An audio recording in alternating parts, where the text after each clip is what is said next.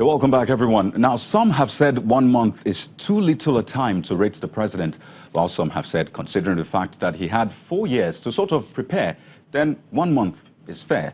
Whatever divide you belong to, the most important thing is Nigeria's development, and a key ingredient to that is security. Well, to give us a sense of how far this administration has gone in securing the nation and what else needs to be done, we have a security expert in the studio. He is retired Major General Obi Umai. Thank you so much for joining us tonight. We also have the National Coordinator of the Buhari Campaign Organization, Mr. Danladi Pasali, also with us in our Lagos studio. And in Abuja, we have Mr. Okudili Ikejiani, a consultant at the World Bank. Thank you so much, gentlemen, for joining us. Thank you. Now, I'd like us to begin with security, which is major. And this is for Major General Obi Umai, retired. We had this conversation about 3 months ago, I believe, and we talked extensively on the security of the nation. Now, Major Umai, what has changed? Major General Umai, pardon me. What do you think has changed? Well, it's too early in the morning to assess, Mr. President, on the security situation. Now, this is 3 months for you, by the way. You know, we had the conversation 3 months ago. That's right. Yes. Yes, notwithstanding. As someone who spent so much time in electioneering campaign, he also requires time to reorganize and focus on security, especially because he is still yet to come up with the new security architecture for the country. And what do you think that's okay? Oh yes, it is very okay. There are some expectations, and when the expectation is running, through the entire security architecture, nobody is sure who is staying or not. So no long-term projects, no long-term plans. So everything is in short term, and short-term objectives do not work well in the military. Major General Umai, if I may, while this is going on, there's been lots of attacks, killings here and there. There's been kidnappings. Now, there's been reports from security agencies saying we have this covered. But that's not to say that we don't have these issues. So you say that it's okay, but then things keep happening by the day. Well, that is the unfortunate aspect of the whole thing. The truth is that, I guess the president can quickly appoint the new security architecture of the country, going by the fact that the security situation is not very, very encouraging. So if there is something he needs to do urgently, it is appointment of the new security chiefs, so that everybody, when someone is new in the office, he has zeal, he wants to impress the person who taught him fit to be a security chief. So he wants to do everything humanly possible. He still has energy, he still has all it takes to wade into the security situation. And I guess that is, I've told you that it is obvious that the security chiefs will go. Some of them. You think so? Of course, it is very obvious. When someone has been on that seat, the appropriate number of years for that seat is 2 years, especially for the military. So there's no debate about it? There's no debate about it. They have to go. They have done their best. Okay, so, and they must go when the ovation is highest. You say they have done their best. Yes. Do you think a lot of Nigerians would agree with that? I think they should understand. You see, they should understand, but maybe not agree. Well, it's true they may not agree, but they should understand that war against terrorism is like drinking tea with a knife. Okay, that's interesting. So it is not it's not an easy goal. So it is grinding. It takes all that you can imagine. And the truth again is that the security and the fight against terrorism, against our internal security issues, is not for the military alone. Okay, Major General Umai, sorry, I'd like to come in there. Now, just to buttress your point, you said it's like drinking tea with a knife. I'm just thinking, why not get a spoon or just sip it? But let's take a look at some other activities of the president in his second term. Now, on June the 7th, the president held his first security meeting, if you may call it that, with 36 governors and service chiefs over the security situation across the country. Now, the issue of state policing came up. but no decision was made on that. Now, Major General Umai, I'll come back to you on that. But let's head over to Abuja and speak with Mr. Okudili Ikejiani. Now, people have related the economy with security, saying for you to have good security, then you probably need to move backwards and ensure that people, for example, are taken out of poverty and what have you. In this first 32 days or thereabouts, have you seen any strategic decision on taking people out of poverty, especially as it relates to security? At least I can say that the president in these 32 days has put the country still together. That's a major achievement. In spite of all the problems of security that we are having. I think we should, 1 month actually is too small to make any assessment, you know. Of course, there's a link between instability and the economy of our country regarding both local and international investors. So I will imagine that the first visit he did to the OIC, that meeting he went, was part of his strategy to rein in, take some major decisions on the security of Nigeria. Okay, Mr. Ikejiani, I'd like us to also stay with, pardon me, I'd like us to stay with bilateral relations. You mentioned the OIC. There's also the Lake Chad region, there's ECOWAS and what have you.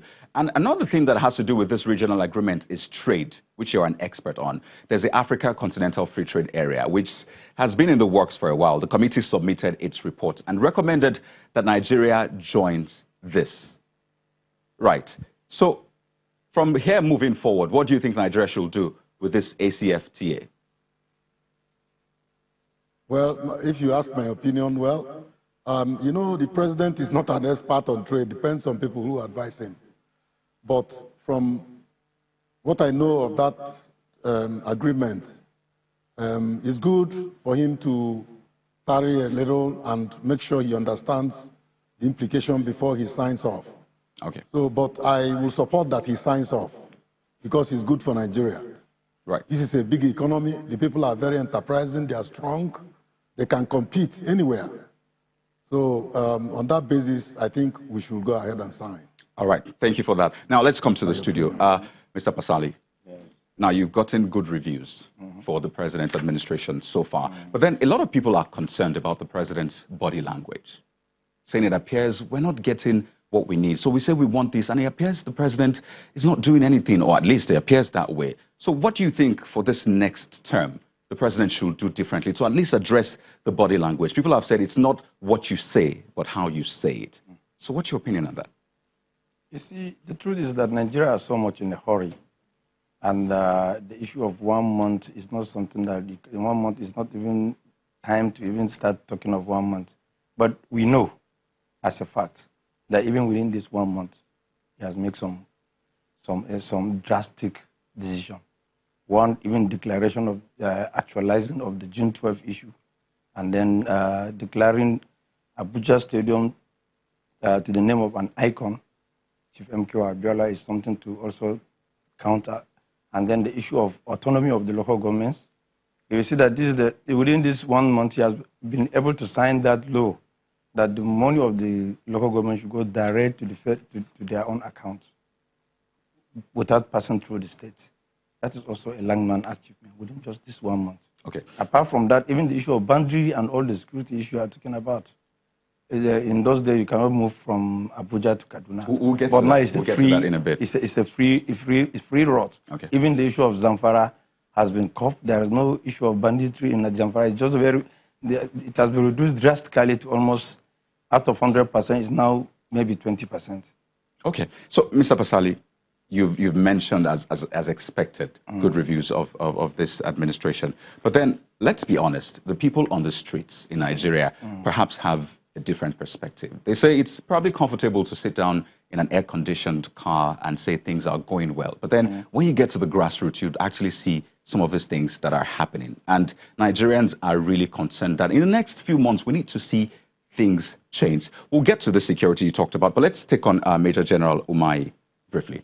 Another major issue is the Ruga settlement, security. And I'm sure you've been following this conversation. I know that you have ideas. I mean, you shared some of them with us the last time. What do you think about this? Personally, I would advise the presidency to hold back the issue of Ruga settlements for some reasons. Number one, there is so much distrust. There is so much doubt. There is so much misinformation in the air. So this is not the right time and the right season to implement the Ruga settlement issue. For instance, how could, I do not know whether it's true or false, but I believe it's false. How could presidency write to Akoka of Ukari to ask him for a piece of land?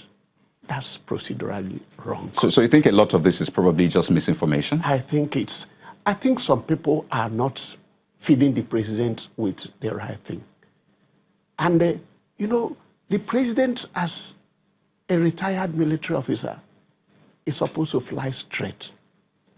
So, but I think the problem is that there are so many feeding bottles that represent security, well-nourished, garnished security feeding bottles available for Mr. President.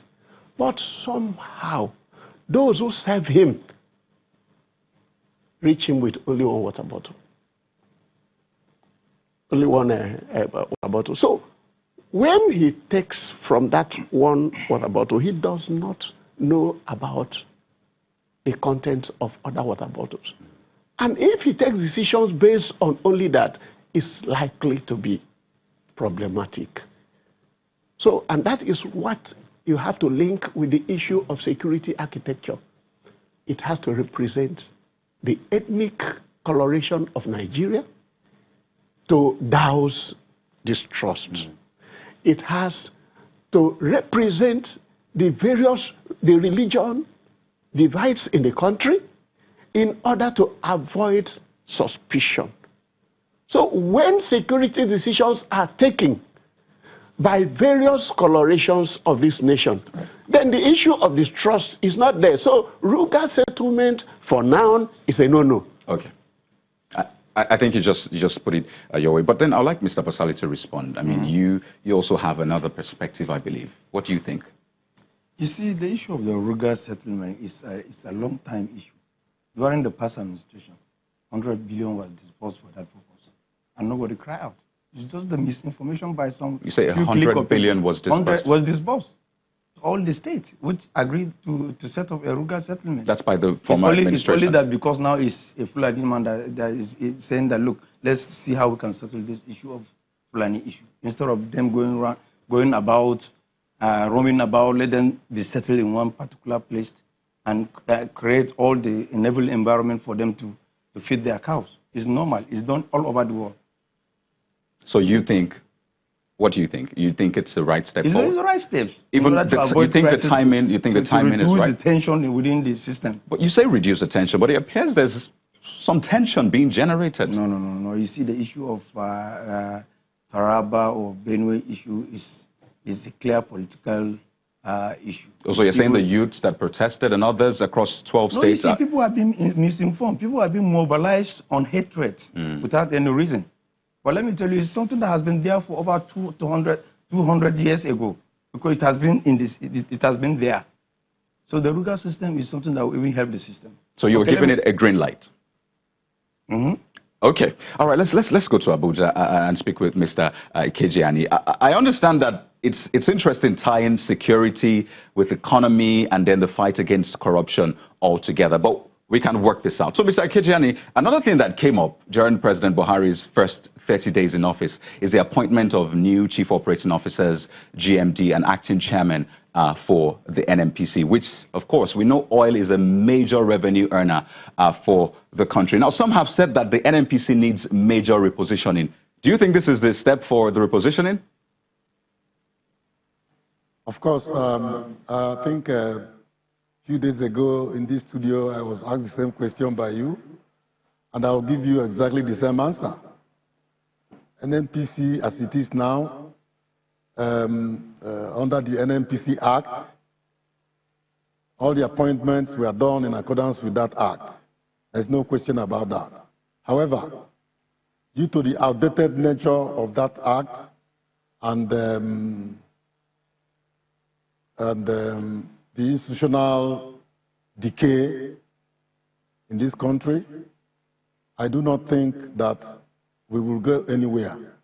So, like I said a few days ago, we should embrace institutional reform of the holistically in the petroleum sector, which separates commerce from policy, from regulation, from operations, you know?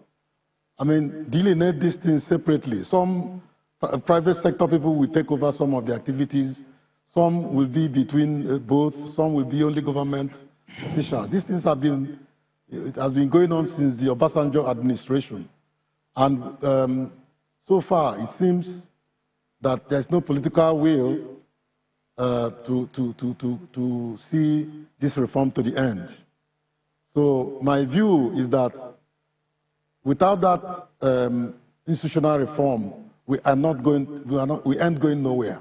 Okay, now, Mr. Nnpc, the reason I asked you the question again is the fact that when the president was inaugurating the National Economic Council, I believe that was on June the 20th, there was a talk about improving revenue generation. I mean, the president is sort of saying, don't always look to the center for money. States should go and find ways to make the money. And a lot of people kicked against this. We had the private employers saying, if you increase revenue generation, it will fall on us. That means we'll probably have to pay more tax, which is why I ask you again. So we're taking our attention off the Nnpc for now and looking at states. Do you think states have enough to actually make this money and ensure that they separate themselves, as it were, from the center?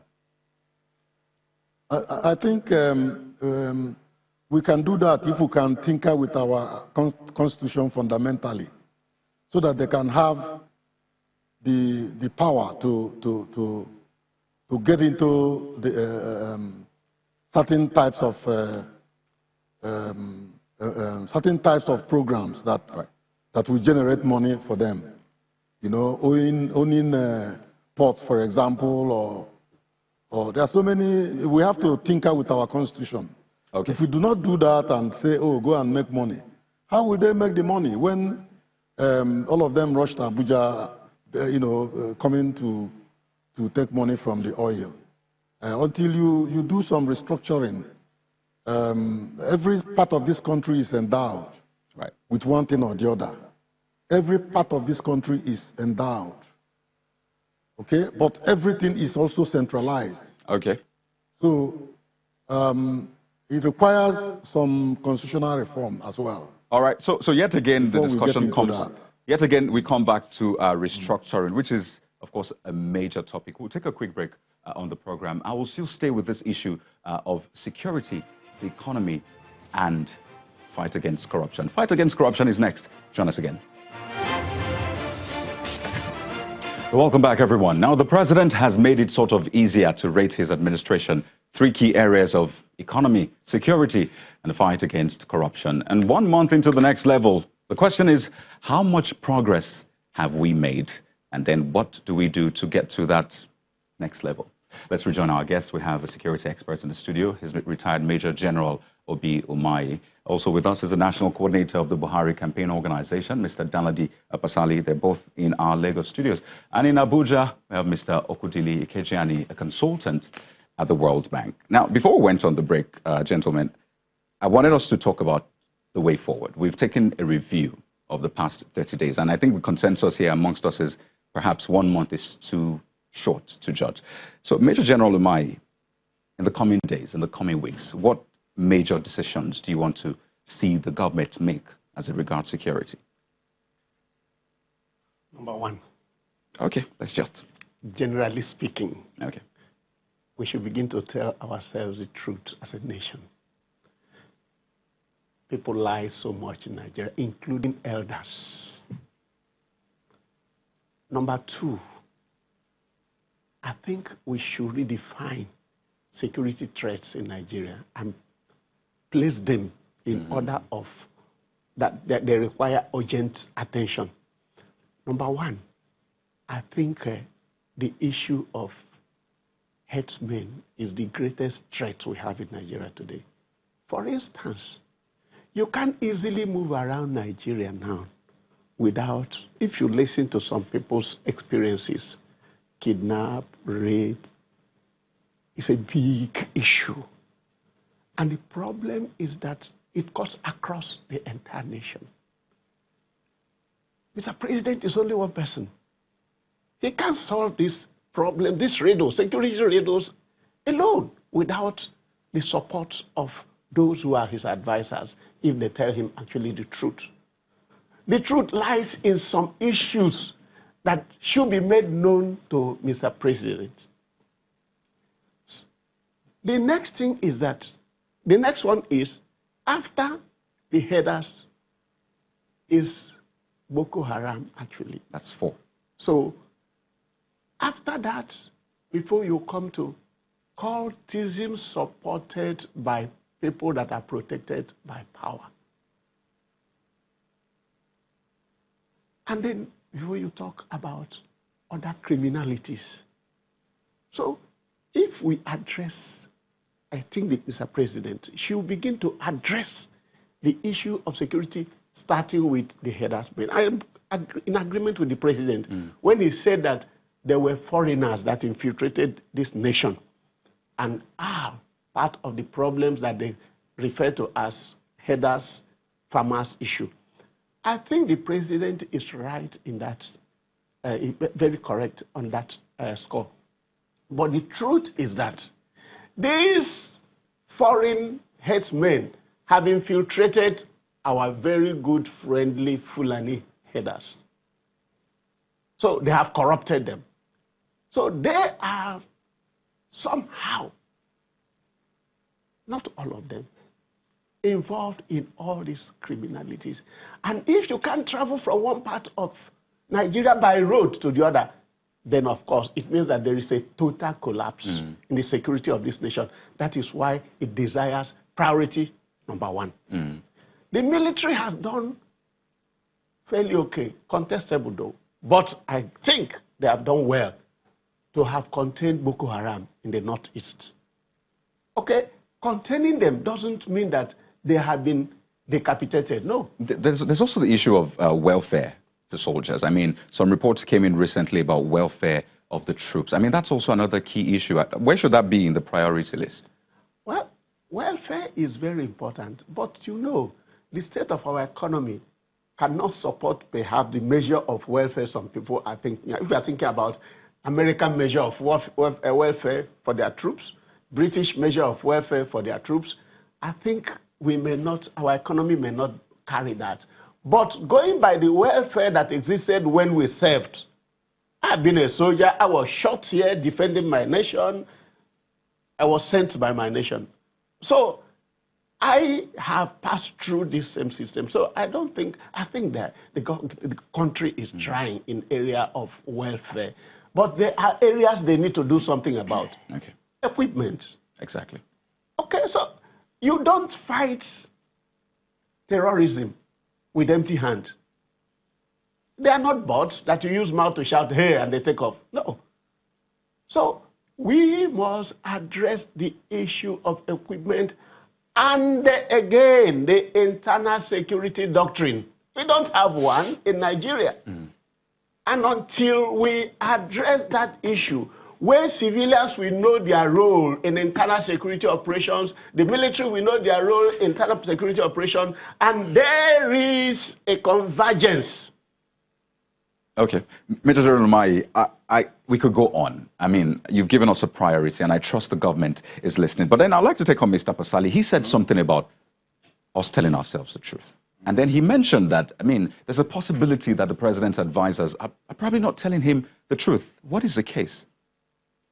You see, is it on the security situation? The truth is that he has already said there are a lot of improvement in terms of the fights against insurgency. I'm talking about, I mean, what the president gets, the feedback and the advice he gets. No, you see, if you look at the situation, even the herdsmen and the banditry of attacks here and there that happened within some time, you see, some of us are looking at this from the political perspective, because when the time for election came, before the time of the election, that crisis has been taken over the whole northern part of the country.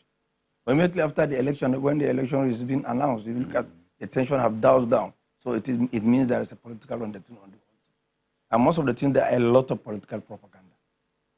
So people wanted to see that let's make the government ungovernable in the sense that there should be. You remember on that 13th of June that Mr. President held a security meeting and gave directives. Since that very time, the tension doused down.